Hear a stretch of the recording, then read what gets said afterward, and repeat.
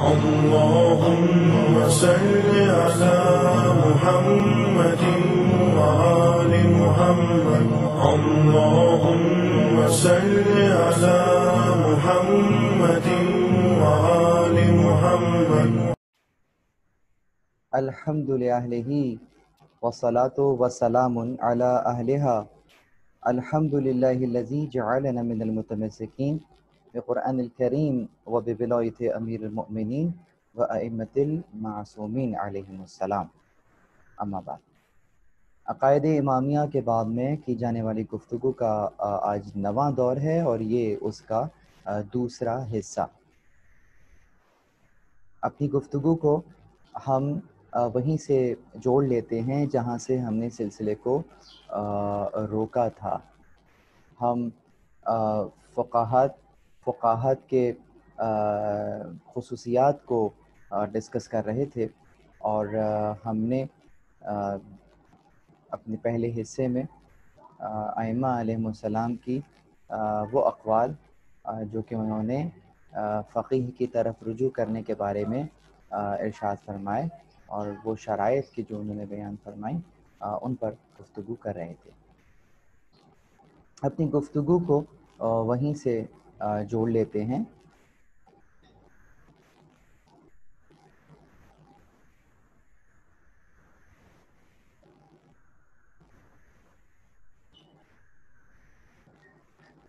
اب سوال یہ پیدا ہوتا ہے کہ جس طرح سے ہم عرض کر رہے تھے کہ ائمہ علیہم السلام نے اپنے اصحاب کو اس امر کی طرف کس طریقے سے ترغیب دلائی ہے، تو ہم نے دیکھا کہ امام نے فرمایا کہ ہمارا فریضہ ہے کہ تمہارے لیے اصول بیان کریں اور تم پر ہے کہ ان سے فروعات حاصل کرو.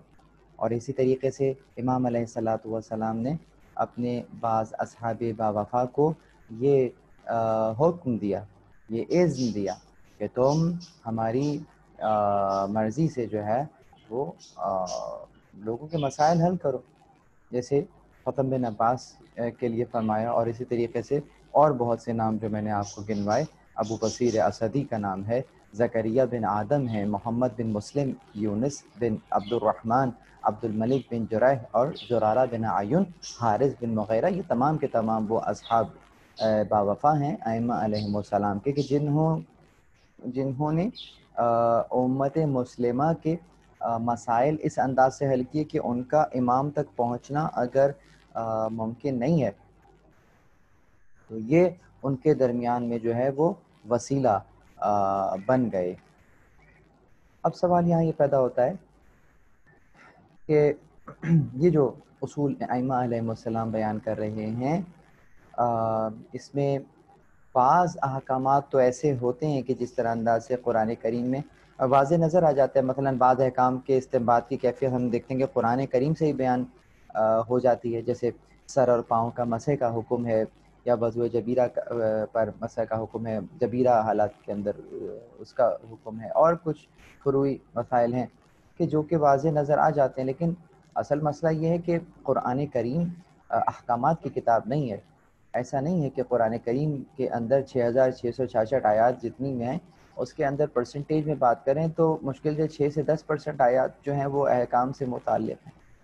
بہت ہوا تو 10، وگرنہ تو 6% کا تقریباً بیان ہے. تو باقی آیات کس طرف اشارہ کرتی ہیں؟ جو باقی قرآن کا 90% حصہ ہے یہ کس سے متعلق ہے؟ تو یقیناً قرآن کریم کا جو موضوع ہے، قرآن کریم نہ وظائف کی کتاب ہے نہ احکامات کی کتاب ہے. قرآن کریم جو ہے وہ تفکر اور تدبر کے لیے نازل ہوا، ہدایت کی کتاب ہے. یعنی ایسے اصول بیان کرتا ہے، ایسی ہدایت کرتا ہے کہ اس کے سائے میں رہتے ہوئے آپ اپنی زندگی جو ہے وہ گزر کر سکتے ہیں. ایسی اصل بیان کرتا ہے جس سے اصول بنے اور ان اصولوں سے پھر آپ فروع کی طرف چلے جائیں. قرآن کریم کا ویژن یہ ہے. اور اگر دیکھا جائے کہ اگر کسی ایک کتاب کی بات کی جائے کہ جو قیامت تک کے مسائل کو حل کرے اور بیان کرے تو یقیناً اس کا اسلوب یہی ہو سکتا ہے. یہ نہیں ہو سکتا کہ تمام معاملات ڈسکرپٹیو اس میں لکھے ہوئے ہوں اور بس میں نوعاً جو لکھا ہوا ہے اور اسی کے اوپر آپ بات کریں. ایسا نہیں ہو سکتا کیونکہ بہت سارے معاملات تو درپیش ہی نہیں آئیں گے. جو نئے اور جدید مسائل آئیں گے تو ان کا حکم کیسے نظر آئے گا، کیسے؟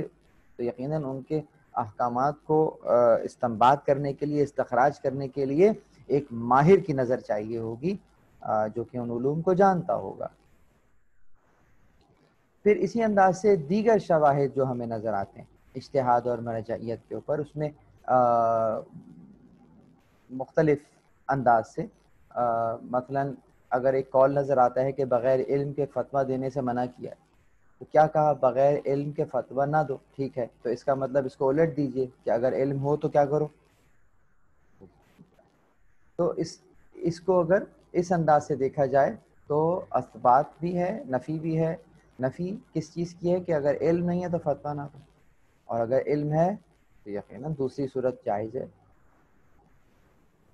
تو ما انزل اللہ کے علاوہ حکم دینے سے شارع نے منع فرمایا ہے، لیکن جو حکم شارع کا اس انداز سے ہے کہ جو حکم خدا ہے اس تک اگر بات شارع کے اوپر واضح ہے اور عالم کے اوپر کسی مسئلے کا حل جو ہے وہ آشکار ہے، تو اس کے فرائض اولین فرائض میں سے ہے کہ وہ ان لوگوں تک اس کو پہنچائے کہ جو اسے نہیں جانتے ہیں۔ یہ قرآن کریم نے ان کی ذمہ داری جو ہے وہ لگائی ہے۔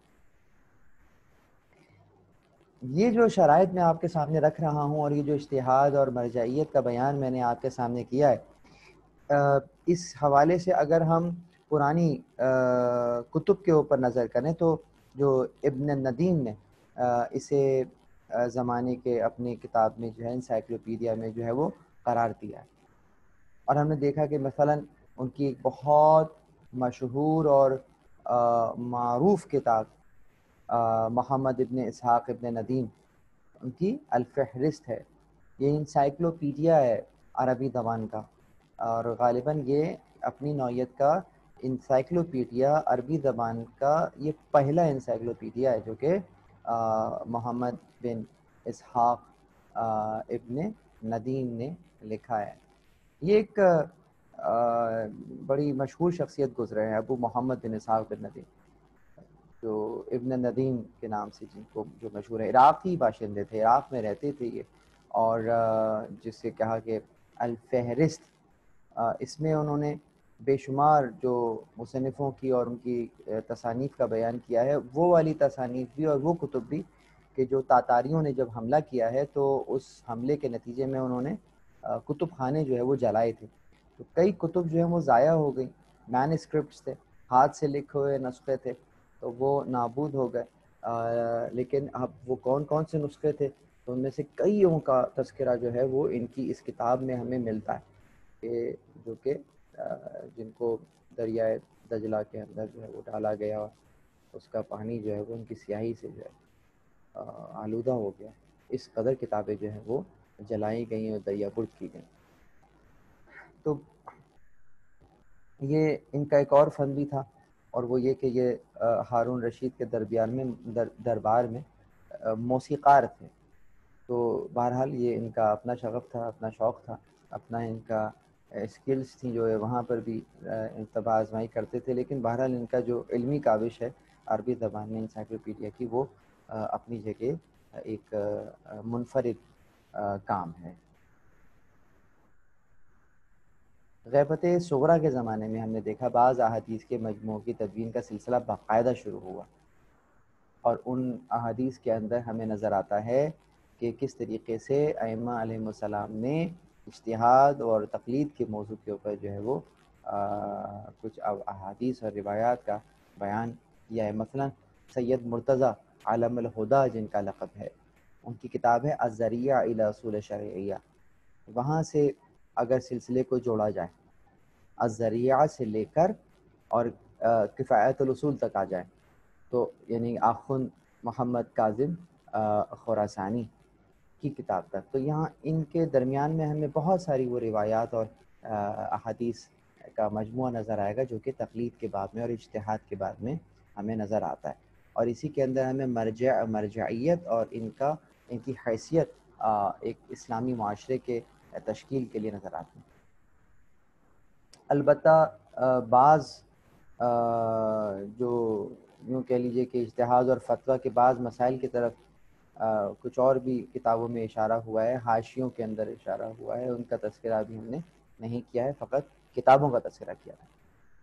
مثلاً بھی جو تصانیف گزری اس پہ، جو خاص کر الذریعہ الی اصول شرعیہ سے لے کر کفایت الاصول تک کی لکھی گئی کتابوں پہ اگر نظر ڈالیں تو اس میں ہمیں نظر آتا ہے جو استدلالی فقہ پر دلالت کرتی ہیں کتابیں، ان میں امر بالمعروف و نہی عن المنکر کی بحث اور قضاوت میں فقی اور جامع شرائط پر بہت ہی مختصر، اختصار کے ساتھ مگر جامعیت کے ساتھ، مختصر مگر جامع انداز میں بحث ہوئی ہے. چند جلدوں کے اندر سمندر کو سمویا ہے، واقعتاً اس کا کوئی جواب نہیں. اور یہ خود ایک صفت ہے، لکھنے والے کے انداز پر منحصر ہے کہ کس طریقے سے وہ دریا کو کوزے میں سمیٹتا ہے. چند سطروں کے اندر معانی اور مفہوم کا سمندر جو ہے وہ بہا دیتا ہے. الروضہ البیہۃ فی شرع المعتل دمشقیہ میں کتاب القضاء پوری ایک چیپٹر ہے، پورا اس کے اندر موجود ہے، ہمیں نظر آتا ہے. اور شرع الاسلام کے اندر ہمیں قضاوت کا عنوان سے اور شرائط فقی اور وہ نظر آتی ہیں. قواعد الاحکام کے اندر بھی ہمیں شرائع الاسلام اور قواعد الاحکام، ان دونوں کتب کے اندر بھی ہمیں یہ بحث نظر آتی ہے. اسی کے ساتھ جامع المقاصد کے اندر بھی جو ہے وہ اس موضوع سے متعلق باتیں. عروۃ الوثقی کے اوپر اگر دیکھا جائے جو شرحیں لکھی گئیں، سید محمد کاظم طباطبائی یزدی کی جو تالیف ہے عروۃ الوثقی، تو وہ جب سے فقہ میں تدریس و تعریف کا محور بھی بنی ہوئی ہے. اور فقہ کی جتنی بھی ابحاث ہوتی ہیں، بحثیں ہوتی ہیں، اس میں اجتہاد اور تقلید کی بحث اولین قرار پاتی ہے یقیناً. اور اس کی مثالیں جو ہیں وہ آپ اگر دیکھیں گے تو یہ سب کتابیں نظر آتی ہیں. آیت اللہ عظمیٰ سید محسن حکیم کی کتاب مستسمک العروۃ الوثقی ہے، اس میں کہ آیت اللہ العظمیٰ الخوئی کا مجموعہ دروس ہے، التنقیح فی شرح العروۃ الوثقی. اور آیت اللہ صافی علی صافی گل پائگانی کی کتاب ہے ذخیرۃ العقبہ فی شرح العروۃ الوثقی. یہ بڑے بڑے نام ہیں. یہ کتابیں یوں سمجھ لیجئے کہ ایک ایسا خزانہ ہے.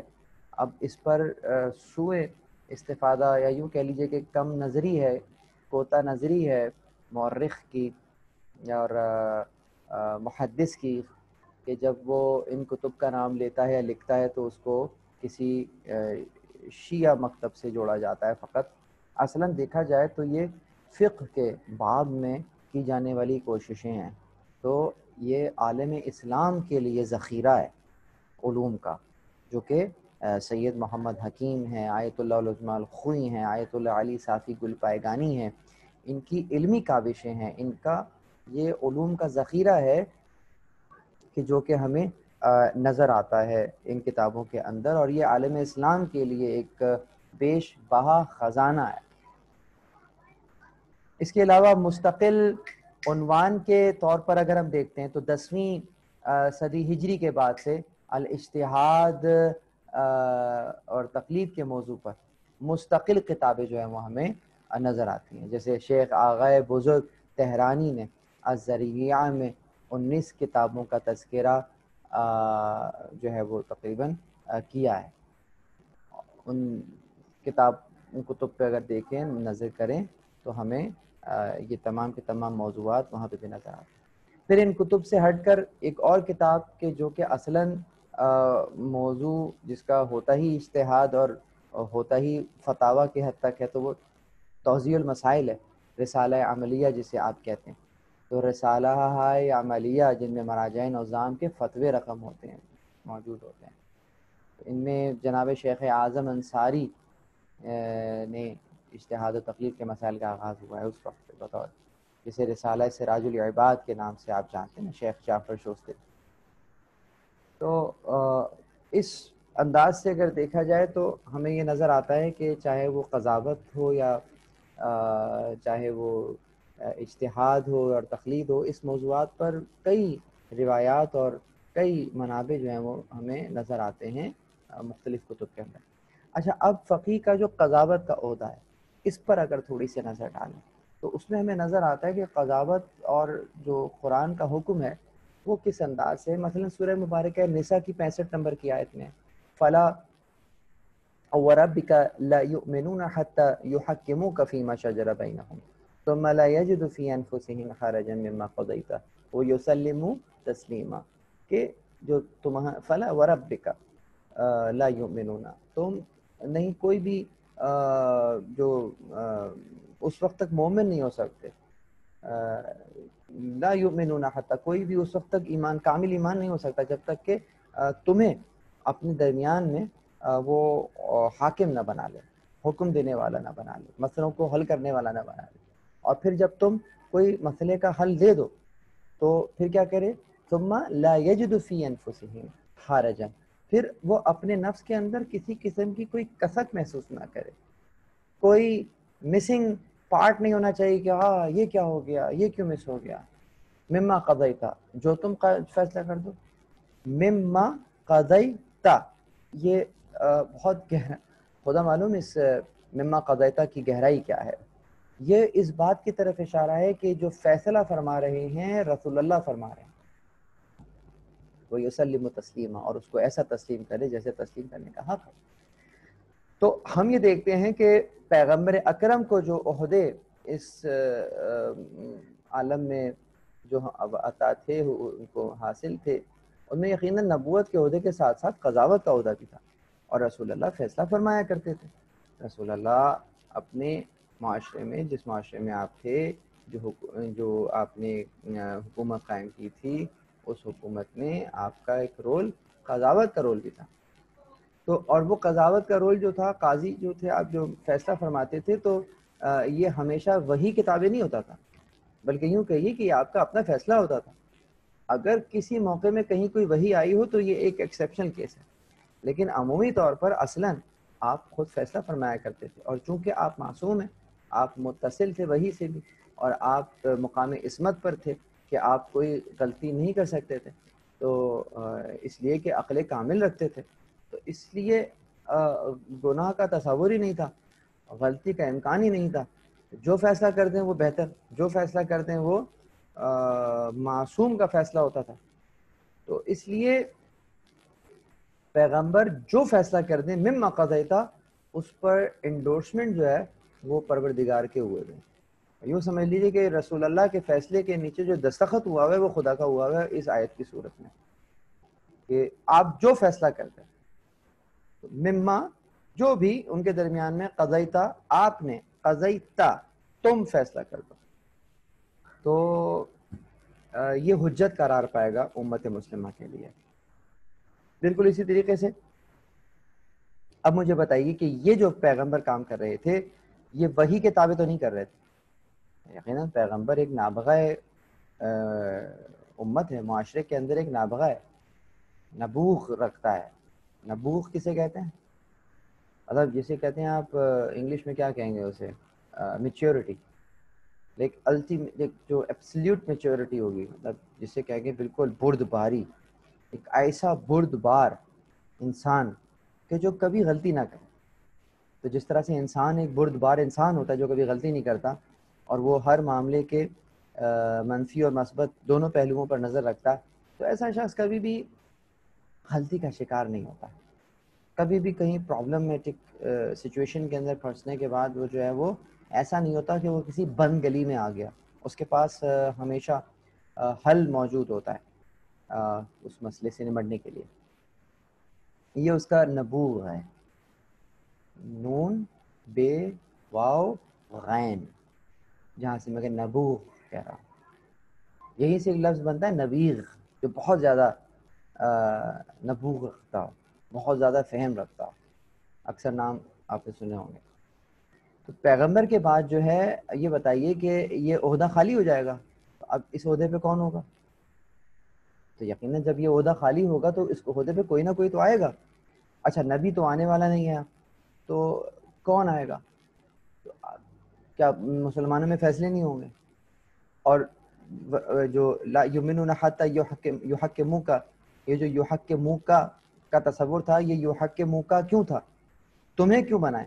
بھائی کسی اور کو بنا لیں، جو ان میں عمر میں سب سے بڑا ہے اس کو بنا لیں ہیں. اکثر لوگوں کو یہ ناز ہوتا ہے کہ ہم عمر میں سب سے بڑے ہیں، تو چونکہ ہم عمر میں سب سے بڑے ہیں تو پھر ہم استحقاق رکھتے ہیں. عمر میں اگر کوئی بڑا ہونے پر استحقاق رکھا ہوگا تو پھر آدم سے زیادہ عمر تو ابلیس کی تھی، وہ تو ان سے بھی زیادہ تھا، تو پھر تو انہی کو خلیفہ ہونا چاہیے تھا کیونکہ عمر میں بڑا تھا. اتنی طویل عمر آپ کہتے ہیں طویل عمر خضر ہی عطا کرے. ارے خضر کی عمر کیا طویل ہوگی جو شیطان کی عمر طویل. تو عمر سے تعلق نہیں ہوتا، رہبری کا تعلق جو ہے وہ علم سے ہوتا ہے، وہ نبوغ سے ہوتا ہے. تو یہ جو بزرگی ہے، ایک ہوتا ہے بڑھاپا اور ایک ہوتا ہے بزرگی. شیخ سعدی فرماتے ہیں کہ بزرگی بخیرت نہ بسال، تبنگری بدل است نہ بمال.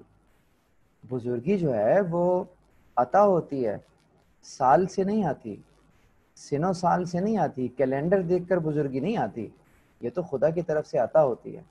اسی لیے آل محمد علیہ السلام کے گھر میں چاہے کوئی بچہ ہو 3 سال کا، 4 سال کا بچہ، یا 9 سال کا، 8 سال کا بچہ ہو، یا 24 سال یا 25 سال کا جوان ہو، ان کے علم میں کوئی فرق نہیں، ان کے ویژن میں کوئی فرق نہیں، ان کے نبوغ، ان کی جو ان کا جو فہم ہے، دین فہمی ہے، جو دین شناسی ہے، اس میں کوئی فرق نہیں.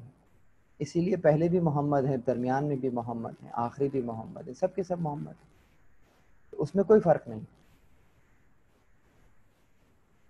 یہاں ایک اور مسئلہ ہے، وہ یہ کہ ایک جملہ میں اکثر کہا کرتا ہوں کہ جو ظاہری مرتبہ ہوتا ہے، جو ظاہری رتبہ ہوتا ہے، جو مراتب ہوتے ہیں، وہ شخصی اختیار کو کم یا زیادہ نہیں کرتے.